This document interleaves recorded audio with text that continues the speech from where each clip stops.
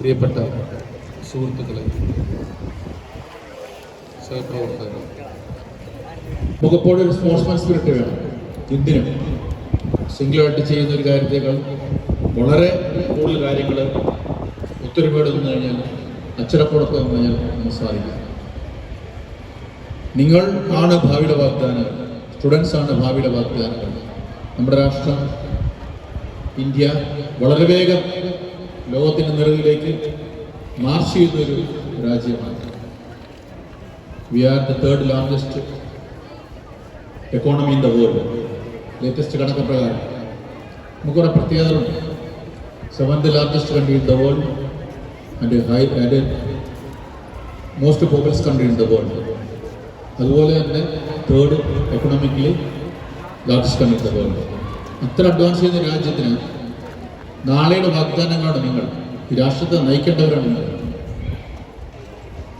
ഒരു ആർട്ടിക്കിൾ വായിച്ചു, 2041 ശേഷം കേരളത്തിലെ ജനസംഖ്യയിൽ 60% എബോവ് 60 പ്രായമായവരുടെ ഒരു സമൂഹമായി നമ്മൾ മാറുമ്പോൾ ആ സമൂഹത്തെ നയിക്കേണ്ടത് നിങ്ങളെപ്പോലെ കുട്ടികളാണ്.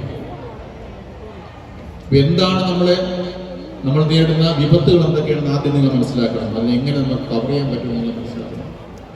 ഒന്നാമത്തെ വിപത്ത് മദ്യത്തിൻ്റെയും മയക്കുമരുന്നിൻ്റെയും അതിപ്രസരമാണ്.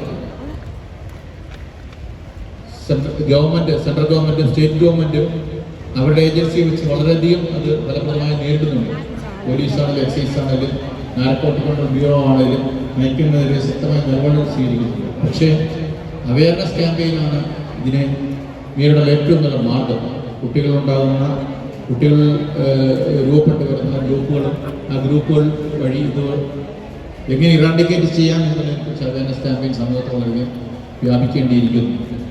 കുട്ടികളെ നിങ്ങൾ അതിനെതിരെ 100% ബോധവൽക്കരണമായിരിക്കണം. അതിനെതിരെ ബോധവൽക്കരണം നടത്തണം, അവെയറായിരിക്കണം. അതുപോലെ തന്നെ ഒരു വിപത്ത് കുട്ടികളിൽ ബാധിക്കുന്ന, സമൂഹത്തിൽ ബാധിക്കുന്ന ഏറ്റവും വലിയ വിപത്ത് എന്ന് പറയുമ്പോൾ മൊബൈൽ ഫോണിനോടുള്ള അഡിക്ഷനാണ്. ഇൻ്റർനെറ്റ് അഡിക്ഷൻ അല്ലെങ്കിൽ സോഷ്യൽ മീഡിയ അഡിക്ഷൻ. ഒരു ദിവസം 24 മണിക്കൂറുള്ളൂ. ആ 24 മണിക്കൂറിൽ വളരെയധികം സമയം മൊബൈൽ നിങ്ങളുടെ അല്ലെങ്കിൽ ഇൻ്റർനെറ്റ് നിങ്ങളുടെ സമയം നശിപ്പിക്കുകയാണെങ്കിൽ നമുക്കൊരിക്കലും ആ സമയം തിരിച്ചു പിടിക്കാൻ സാധിക്കില്ല. നിങ്ങളൊക്കെ ഓരോ ലെവലിലേക്ക് ഗ്രൂം ചെയ്തെടുക്കേണ്ട കുട്ടികളാണ്. ഭാവിയുടെ വാഗ്ദാനങ്ങൾ രാഷ്ട്രത്തെ നയിക്കേണ്ടവരും സമൂഹത്തെ നയിക്കേണ്ടവരുമാണ്. നിങ്ങളുടെ സമയം വെറുതെ കളയരുത്.